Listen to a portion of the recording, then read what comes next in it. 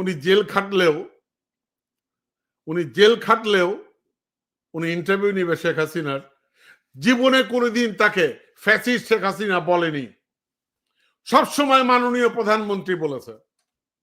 আমরা একদিনের জন্য 15 ফেব্রুয়ারি ইলেকশনের পরে একদিনের জন্য শেখ হাসিনাকে মাননীয় প্রধানমন্ত্রী বলি নাই। আমরা বলছি ফ্যাসিস্ট শেখ হাসিনা, মাফিয়া শেখ হাসিনা। ফলে কি হয়েছে? ফলে হয়েছে আমরা দালাল হয়েছি।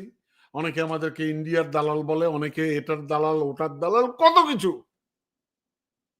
ঠিক আছে, তো এখন উনি একদিনের জন্য জেল খাটলে হলেও নেবেন। কিন্তু সবচেয়ে দুঃখজনক কি দর্শক জানেন, উনি একদিনও বলেনি আমি যদি জেলও খাটি অসুবিধা নাই, তারপর আমি শেখ হাসিনাকে ইন্টারভিউ করব।